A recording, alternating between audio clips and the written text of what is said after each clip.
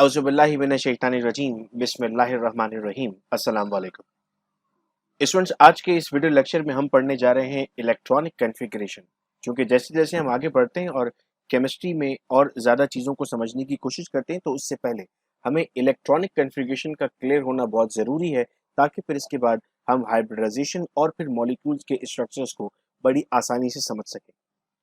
बच्चों, इस वक्त स्क्रीन पर आपके सामने मौजूद है मोबाइल डिवाइस की कॉन्फ़िगरेशन।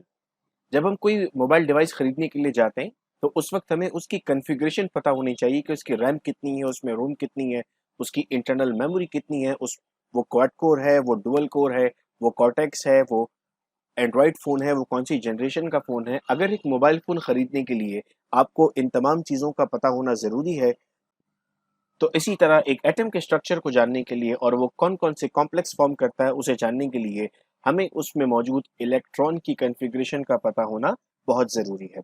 आप देख सकते हैं इस वक्त स्क्रीन पर कि आपके पास मौजूद है इलेक्ट्रॉन, प्रोटॉन और न्यूट्रॉन्स। जो येलो कलर में आप देख पा रहे हैं, ये है हमारे पास इलेक्ट्रॉन्स। जो ग्रीन कलर में आप देख पा रहे हैं, ये है हमारे पास न्यूट्रॉन्स। और जो पिंक कलर में आप देख पा रहे हैं, ये हमारे पास प्रोटॉन्स हैं। तो यहाँ पर नेगेटिव, पॉजिटिव और कोई चार्ज मौजूद नहीं है।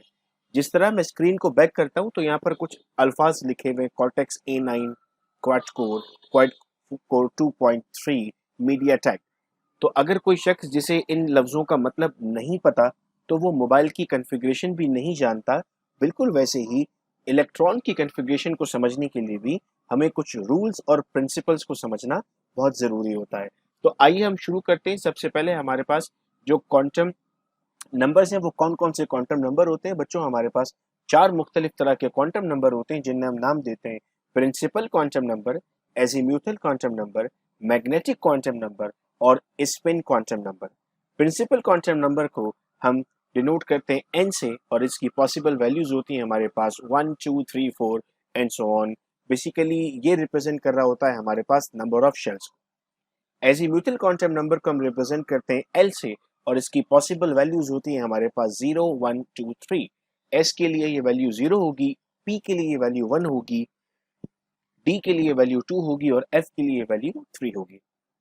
मैग्नेटिक क्वांटम नंबर हम एक्सप्लेन कर रहे होते हैं उसकी मैग्नेटिक प्रॉपर्टीज को, और ये वैल्यूज हमारे पास -L से लेकर +L तक जाएगी। यानी फॉर एग्जांपल, अगर L की वैल्यू 2 है, तो इसकी वैल्यू होगी -2, -1, 0, +1, +2। अगर हमारे पास L की वैल्यू 3 है, तो इसकी वैल्यूज होंगी -3, -2, -1, 0, +1, +2, +3। और लास्ट में बेटे हमारे पास आता है स्पिन क्वांटम नंबर, जिसमें हम कहते हैं कि इलेक्ट्रॉन 2 स्पिन में मूव कर रहे होते हैं। एक क्लॉकवाइज मूव करते हैं और एक एंटी क्लॉकवाइज मूव करते हैं। इसीलिए हमने यहाँ पर लिखा है +1/2 और -1/2। ये चारों नंबर्स हमें याद करने, फिर रिपीट कर लेते हैं। प्रिंसिपल क्वांटम नंबर n है हमारे पास, नंबर ऑफ शेल बता रहा है। एजीम्यूथल क्वांटम नंबर L है हमारे पास, ये हमें SPDF के बारे में बता रहा है। मैग्नेटिक क्वांटम नंबर उनकी मैग्नेटिक प्रॉपर्टीज बता रहे हैं, और स्पिन क्वांटम नंबर उनकी स्पिन बता रहे हैं कि ये क्लॉकवाइज होंगे या फिर एंटी क्लॉकवाइज होंगे। अब हमारे पास बेटे आते हैं कुछ प्रिंसिपल्स, जिनमें सबसे पहला प्रिंसिपल है Pauli's exclusion principle. Pauli's exclusion principle हमें कहता है इन एन एटम और molecule no two electrons can have same four electronic quantum numbers। मैं दोबारा पिछली स्क्रीन पर जाता हूं, और लेट सपोज मैं आपसे कहता हूं कि हमारे पास मौजूद है हीलियम। हीलियम है 1s2। तो n हमने कहा था नंबर ऑफ शेल बताएगा, तो दोनों इलेक्ट्रॉन हीलियम के पहले ही शेल में मौजूद हैं, ये क्वांटम नंबर सेम हो गया। फिर हमने कहा था 1s, तो s हमने कहा था l बताएगा, और उसकी वैल्यू हमारे पास 0 है, तो दोनों इलेक्ट्रॉन की वैल्यू हमारे पास 0 आ जाएगी। चूंकि L की वैल्यू 0 है, तो M की वैल्यू भी 0 आ जाएगी। तो हमने अब तक तो देखा कि तीनों, यानी N, L और M, ये इस पेयर के लिए सेम हो गए थे। अब तक हमें ऐसा लग रहा था कि पॉलीज एक्सक्लूजन प्रिंसिपल ठीक तरीके से काम नहीं कर रहा, लेकिन जब हम चौथे क्वांटम नंबर पर, जिसे हमने नाम दिया स्पिन क्वांटम नंबर, तो उसने बताया कि एक इलेक्ट्रॉन क्लॉकवाइज होगा और एक इलेक्ट्रॉन एंटी क्लॉकवाइज होगा। यानी एक इलेक्ट्रॉन +1/2 होगा और एक इलेक्ट्रॉन -1/2 होगा। इसका मतलब ये हुआ कि 3 क्वांटम नंबर तो सेम आए, लेकिन चौथा क्वांटम नंबर सेम नहीं आया। इसलिए हमने पॉलीज एक्सक्लूजन प्रिंसिपल को यहाँ पर प्रूव भी कर दिया। नेक्स्ट हमारे पास आता है बेटे ऑफ प्रिंसिपल। ऑब्वा प्रिंसिपल बेटे हमें ये बताते हैं कि हम किस स्टेट्स के साथ इलेक्ट्रॉन्स को फिल कर रहे होंगे।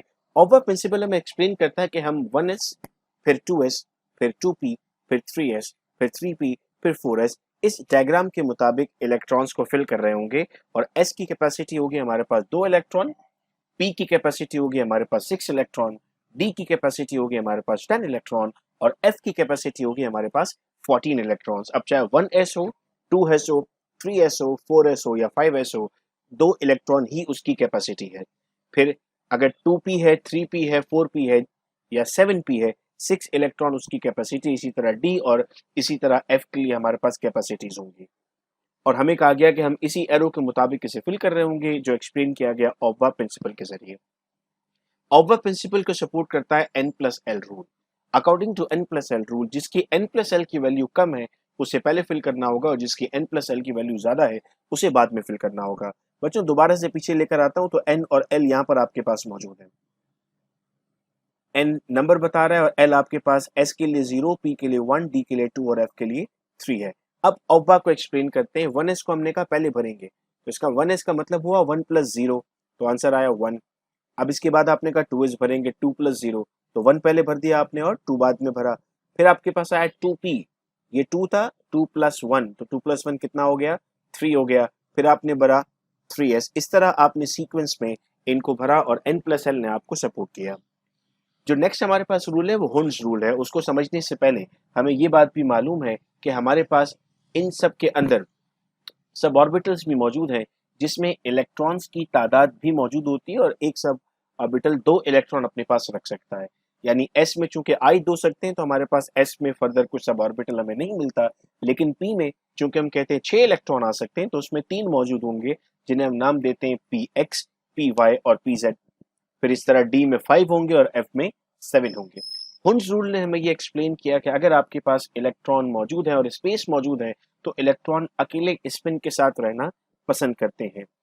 इस बात को हम एग्जाम्पल से यूं समझते हैं कि मेरे पास अगर 6 इलेक्ट्रॉन्स हैं और मैं उनकी कन्फिग्रेशन करने की कोशिश करता हूं और ये मेरे सामने मौजूद है, तो 1s में मैंने 2 इलेक्ट्रॉन लिख दिए, फिर 2s में 2 इलेक्ट्रॉन रख दिए। अब टोटल कितने इलेक्ट्रॉन्स हो गए, 4 इलेक्ट्रॉन टोटल हो गए, 2 बाकी हैं।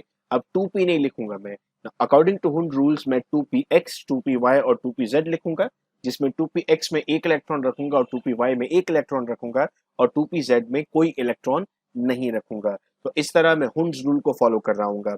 हम अपनी ऑर्गेनिक केमिस्ट्री जब आगे बढ़ाते हैं तो उस वक्त हमें बहुत ज्यादा इंपॉर्टेंट होता है इन तमाम चीजों को समझना। अब बच्चों इस वक्त स्क्रीन पर आप S, P, D और F की शेप्स देख सकते हैं और आप देख रहे हैं कि S में हमारे पास कोई फर्दर डिवीजन नहीं है, मगर P में हमारे पास फर्दर डिवीजन हुआ है X, Y और Z में, D में फर्दर डिवीजन हुए हुए और F में भी फर्दर डिवीजन हुए हुए, चूंकि इनमें इलेक्ट्रॉन्स की तादाद ज्यादा होती है। उम्मीद करते हैं कि तमाम चीजें हमें समझ में आई थी। अगर कोई भी सवाल इस लेक्चर से रिलेटेड हमें पूछना होगा तो हम कमेंट बॉक्स में पूछ सकते हैं या फिर हमारे व्हाट्सएप ग्रुप 0333 224301 पर पूछ सकते हैं। बहुत शुक्रिया इस वीडियो लेक्चर को सुनने का। अपना बहुत ख्याल रखिएगा। अल्लाह हाफिज।